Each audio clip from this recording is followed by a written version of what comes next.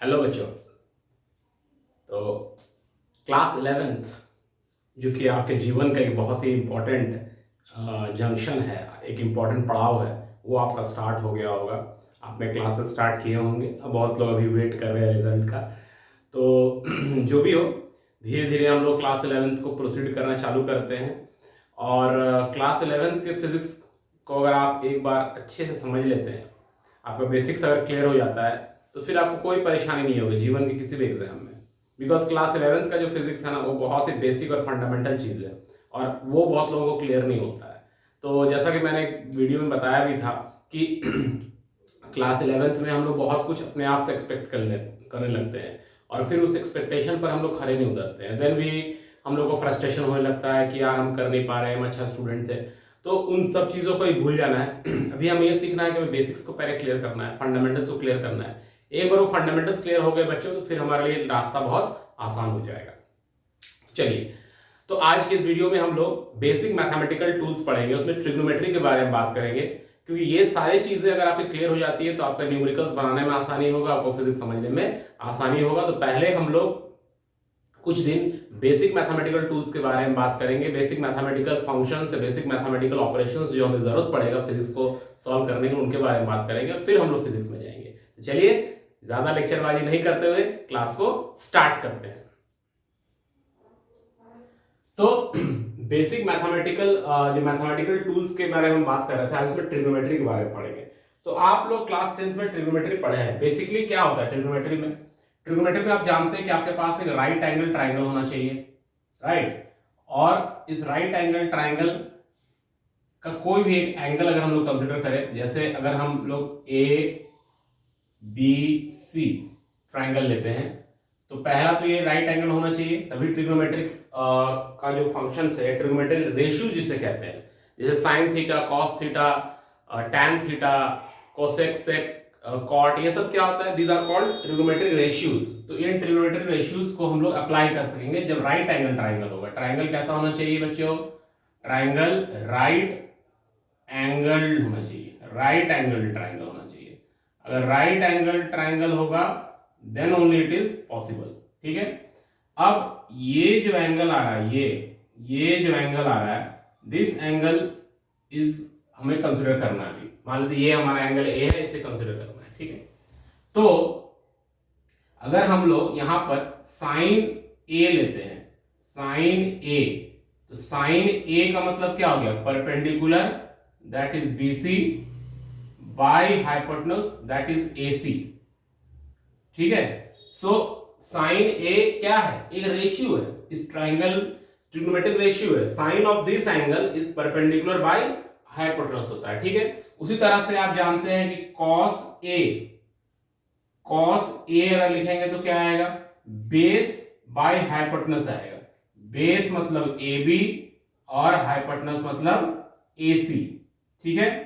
उसी तरह से अगर आप टैन ए लेते हैं, तो टैन ए क्या आ जाएगा? टैन ए आ जाएगा परपेंडिकुलर बाय बेस का रेशियो है, बीसी बाय एसी। तो ये सब क्या है?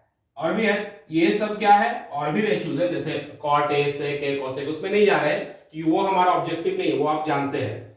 ये इन्हें हम लोग क्या कहते हैं? ये हम लोग कहते हैं ट्रिगोनोमेट्रिक रेशियोज। ये सब रेशियोज है। क्यों रेशियो है? बिकॉज इस साइड का एग्जैक्ट वैल्यू नहीं बता रहा है, साइड के रेशियो का वैल्यू बता रहा है। ठीक है। ये जैसे मान लीजिए कहीं पर आप साइन ए निकाले, ठीक है, साइन ए निकाले, तो साइन ए का वैल्यू मान लीजिए आ रहा है 2/3, तो ये परपेंडिकुलर और हाइपोटेन्यूज जो है उसका रेशियो बता रहा है, 2:3 के रेशियो में है। ठीक है। So it is called trigonometric ratios.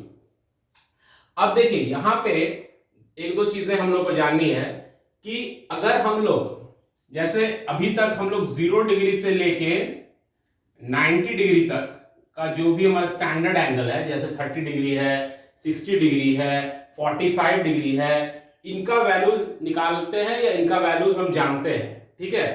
लेकिन सपोज आपको पूछ दिया गया साइन 150 डिग्री का वैल्यू निकालना है, तो ये वैल्यू कैसे निकलेगा? इसका रेशियो क्या वैल्यू क्या होगा? ये हम नहीं जानते हैं। तो इसे हम लोग कैसे कैलकुलेट करेंगे आज के वीडियो में हम यही सीखेंगे। ठीक है, तो देखिए सबसे पहले हमें क्या जानना पड़ेगा, सबसे पहले हमें जानना पड़ेगा क्वाड्रेंट के बारे में। क्वाड्रेंट का मतलब ही होता है चार, क्वाड्रेंट मतलब चार, है ना। कोई भी आप देखिए क्वार्टर, क्वा मतलब ही चार, तो क्वार्टर बोलते हैं फर्स्ट क्वार्टर, चार, है ना, मतलब 3-3 महीना, तो 4 भाग होगा उसका। तो क्वाड्रेंट का मतलब होता है 4। तो 4 भाग में हम लोग इसको बांट दिए, 1 2 3 और 4। अब ये जो पहला है, this is called first quadrant, this is called first quadrant. ठीक है, इसे फर्स्ट क्वाड्रेंट कहते हैं, इसको हम सेकेंड क्वाड्रेंट कहते हैं, इसको सेकेंड क्वाड्रेंट कहते हैं, इसको थर्ड क्वाड्रेंट कहते हैं, और इसको फोर्थ क्वाड्रेंट कहते हैं, फोर्थ क्वाड्रेंट कहते हैं। ठीक है, तो 4 क्वाड्रेंट में हम लोगों ने इसे डिवाइड कर दिया, मतलब 4 भाग में डिवाइड कर दिया, तो इसे क्वाड्रेंट कहते हैं। ठीक है, अब देखिए ये जो फर्स्ट क्वाड्रेंट है ये 0 डिग्री से लेके 90 डिग्री चलेगा। ठीक है, दूसरा क्वाड्रेंट जो है वो 90 डिग्री से लेके 180 तक चलेगा, 180 से लेके 270 तक चलेगा, और फिर 270 से लेके 360 डिग्री तक रहेगा। ठीक है, बिकॉज आप जानते हैं कि क्वाड्रेंट का मतलब ही होता है कि 4 भाग में अगर हम पूरा कंप्लीट एंगल को डिवाइड करें तो 90 का एक इंटरवल बनेगा। ठीक है, अब देखिए अगर कोई वैल्यू, कोई भी ट्रिग्नोमेट्रिक रेशियोज हम निकाल रहे हैं और वो अगर फर्स्ट क्वाड्रेंट में आता है, फर्स्ट क्वाड्रेंट में आता है का मतलब क्या हुआ, जैसे अगर आप वैल्यू निकाल रहे हैं साइन 45 डिग्री का मान लेते हैं सपोज, तो 45 डिग्री एंगल 0 डिग्री और 90 डिग्री के इन बिटवीन, बीच में आ जाएगा, मतलब वो फर्स्ट क्वाड्रेंट में आ रहा है। 45 डिग्री कहां आ रहा है बच्चों, 45 डिग्री फर्स्ट क्वाड्रेंट में आ रहा है, ऐसे हम रिप्रेजेंट करेंगे, 45 डिग्री फर्स्ट क्वाड्रेंट में आ रहा है। ठीक है, हमेशा जो एंगल हम मेजरमेंट लेंगे वो एंटी क्लॉकवाइज ऑर्डर में लेंगे। कैसे लेंगे, एंगल का मेजरमेंट एंटी क्लॉकवाइज ऑर्डर। ये छोटी छोटी चीजों को आपको ध्यान रखना है, इसी से कॉन्सेप्ट बिल्डअप होता है बच्चों। एंटी क्लॉकवाइज लेंगे एंगल को, कैसे लेंगे, एंटी क्लॉकवाइज लेंगे, एंटी क्लॉकवाइज। ठीक है, और हमेशा 0 डिग्री से एंगल लेंगे, तो 45 डिग्री ऐसे हो गया। ओके, अब अगर कोई बोले -45 डिग्री, तो -45 डिग्री बच्चों ऐसे जाएगा, दिस इज -45 डिग्री, ये क्लॉकवाइज हो जाएगा, ये भी 45 डिग्री है, बट ये -45 डिग्री को रिप्रेजेंट कर रहा है। क्यों -45 डिग्री को रिप्रेजेंट कर रहा है, -45 डिग्री को रिप्रेजेंट कर रहा है मतलब जस्ट ओरिएंटेशन को चेंज कर देंगे हम लोग, है ना। जैसे हम लोग बोलते हैं 5 न्यूटन का फोर्स लग रहा है, तो 5 न्यूटन का फोर्स हम लोग ऐसे दिखाते हैं, राइट की तरफ मान लीजिए दिखा रहे हैं, तो -5 न्यूटन का फोर्स किधर दिखाएंगे, ऑब्वियसली -5 न्यूटन का फोर्स इधर दिखाएंगे, माइनस लिखने का जरूरत नहीं है। अब 5 न्यूटन ऑपोजिट डायरेक्शन में अगर शो कर दिए तो ये अंडरस्टूड है कि -5 न्यूटन का फोर्स होगा। सो अगर एंटी क्लॉकवाइज ऑर्डर में अगर हम लोग एंगल को मेजर करते हैं तो वो हो जाएगा पॉजिटिव एंगल, और अगर क्लॉकवाइज ऑर्डर में लेते हैं तो वो हो जाएगा नेगेटिव एंगल। यहां तक क्लियर हुआ। ठीक है, तो जैसे साइन 45 डिग्री हम लोग कैलकुलेट करना था, तो 45 डिग्री एंगल 0 डिग्री और 90 डिग्री के बीच में आ जाएगा, तो इसका मतलब वो फर्स्ट क्वाड्रेंट में आ रहा है। ठीक है, तो फर्स्ट क्वाड्रेंट में सारे ट्रिग्नोमेट्रिक रेशियोज का जो वैल्यू होगा वो पॉजिटिव होगा, तो यहां पर सब पॉजिटिव है, इसको हम लिख दे रहे हैं ऑल। क्या लिख दे रहे हैं, ऑल। अब ऐसे याद रखें, ऑल मतलब सारे का वैल्यू पॉजिटिव आएगा। कहां, फर्स्ट क्वाड्रेंट में, फर्स्ट क्वाड्रेंट में सारे का वैल्यू पॉजिटिव आएगा। क्लियर। अब जैसे हम लोग यहां पर कैलकुलेट करना चाह रहे थे साइन 150, तो 150 कहां आएगा, 90 और 180 के बीच में आएगा, मतलब सेकंड क्वाड्रेंट में आएगा। जैसे मान लीजिए हम ये इसको अगर हम लेते हैं ये लाइन, तो ये एंगल जो होगा ये मोटा मोटा 150 डिग्री हो जाएगा, 0 से लेके 150 हो गया। ठीक है, तो अब किस घर में आ रहा है, सेकंड घर में आ रहा है। सेकंड घर में जब आएगा तब ये साइन पॉजिटिव रहेगा, ये साइन का घर है। ठीक है, ये साइन पॉजिटिव रहेगा। आप इसको ऐसे याद रख सकते हैं, स्कूल, ऑल स्कूल, आप स्कूल वर्ड याद रखिए, स्कूल, एस फॉर साइन, तो साइन यहां पर पॉजिटिव आएगा। साइन पॉजिटिव आएगा तो ऑब्वियसली कोसेक भी पॉजिटिव हो जाएगा, तो साइन यहां पर पॉजिटिव आएगा। अब ये तो पता चल गया पॉजिटिव आएगा। अब वो कैलकुलेट कैसे करेंगे, तो साइन 150 डिग्री। अब यहां बात को समझिए आप, 150 का मतलब क्या हो रहा है, 90 प्लस 60, मतलब ये वाला जो एंगल है बच्चों, ये वाला, ये एंगल 60 होना चाहिए, है ना। या ऐसा बोल सकते हैं आप कि ये वाला एंगल 30 होना चाहिए, ये वाला जो एंगल है ये वाला, ये 30 आ जाएगा, है ना। तो अगर हम लोग ऐसे समझे तो साइन 150 डिग्री को हम लोग क्या लिख सकते हैं, साइन 150 डिग्री को बच्चों हम लोग लिख सकते हैं साइन 90 डिग्री इंटू 1 लिख दिए, 90 इंटू 1 दैट इज 90 प्लस 60, ये 150 हो गया, करेक्ट। अब यहां आपको थोड़ा सा ध्यान देना है, अगर साइन में आप इस तरह से एक्सप्रेस कर रहे हैं और 90 अगर ऑड मल्टीपल में आ रहा है, किस में आ रहा है, ऑड मल्टीपल में, जैसे 90 इंटू 1 ये ऑड मल्टीपल में आ रहा है, तो साइन जो है वो कॉस बन जाएगा। तो ये बन जाएगा कॉस, साइन क्या बन जाएगा, कॉस, और ये हो जाएगा कॉस 60 डिग्री, क्या हो जाएगा, कॉस 60 डिग्री। तो कॉस 60 डिग्री का वैल्यू 1/2 होता है। अब ये वैल्यू पॉजिटिव होगा या नेगेटिव होगा, तो हम लोग साइन क्या निकाल रहे थे, 150 सेकंड घर में आ रहा था, सेकंड घर में पॉजिटिव आएगा, बिकॉज सेकंड घर साइन का ही घर है, सेकंड घर में पॉजिटिव आएगा। वैसे भी समझ सकते हैं, यहां पर आप एक ट्राइंगल बना लें, ऐसे भी समझ सकते हैं, एक राइट एंगल ट्राइंगल बना लिए। अब ये वाला एंगल अगर आपको निकालना है, ये वाला एंगल, ठीक है, ये वाला एंगल निकाल लेंगे तो ये पूरा का वैल्यू निकल जाएगा। ये इसका साइन अगर आप निकाल रहे हैं, सपोज ये कोई भी एंगल है, थीटा है, हम अभी यहाँ पर 30 डिग्री नहीं मान रहे, कोई भी एंगल है, साइन थीटा है, तो साइन थीटा जब निकाल रहे हैं तो परपेंडिकुलर बाय हाइपोटेन्यूज आएगा। अब परपेंडिकुलर क्या है, पॉजिटिव वाई एक्सिस में आ रहा है, परपेंडिकुलर जो है हमारा वो पॉजिटिव वाई एक्सिस है, ठीक है, और ये हमारा नेगेटिव एक्स एक्सिस है। तो पॉजिटिव वाई एक्सिस है, नेगेटिव एक्स एक्सिस है, और हाइपोटेन्यूज तो हमेशा पॉजिटिव होगा, because x square plus y square का रूट लेंगे, तो जैसे नेगेटिव का स्क्वायर करेंगे तो पॉजिटिव हो जाएगा। तो hypotenuse is always a positive quantity. तो जब साइन थीटा निकालेंगे, सेकंड क्वाड्रेंट में कोई भी एंगल है, sine theta, sine of that angle निकाल रहे हैं, तो perpendicular positive by positive, positive हो जाएगा, इसीलिए सेकंड घर में साइन जो है वो पॉजिटिव आएगा। समझ में आया यहां तक, ठीक है। और आगे बढ़ते हैं। अब देखो, अब देखते हैं, जैसे तो ये हो गया ऑल, ये हो गया स्कूल, स्कूल का मतलब एस याद रखिए, सो ये हो गया साइन, ठीक है। अब जैसे मान लेते हैं हमें cos 120 डिग्री निकालना रहता है, तो क्या करते हैं, cos 120 डिग्री का वैल्यू निकालना रहता है, ठीक है। तो 120, 90 और 80, 180 के बीच में ही आएगा, मतलब सेकंड क्वाड्रेंट में ही आएगा, ठीक है।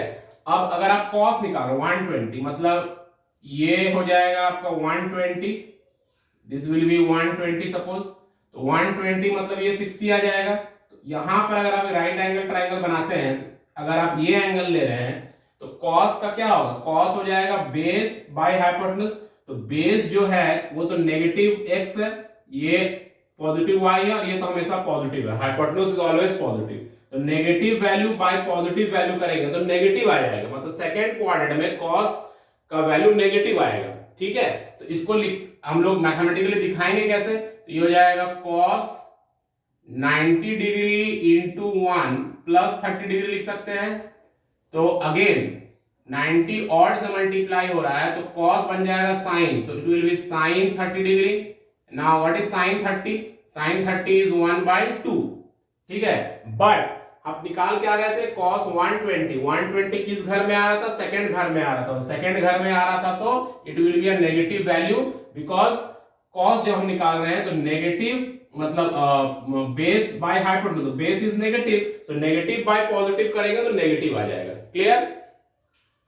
अब चलिए, अब हम लोग थर्ड क्वाड्रेंट में आते हैं। तो थर्ड क्वाड्रेंट जो है उसमें क्या पॉजिटिव होगा, जैसे मान लेते हैं थर्ड क्वाड्रेंट में अगर आ रहे हैं, सपोज हमें निकालना है साइन 210 डिग्री, मान लेते हैं साइन 210 डिग्री कैलकुलेट करना है, ठीक है। 210 मतलब 180 से लेके 270 के बीच में आएगा। सो अगर ये हमारा है तो ये पूरा हमारा वो एंगल हो जाएगा, ये पूरा हमारा एंगल हो जाएगा, है ना।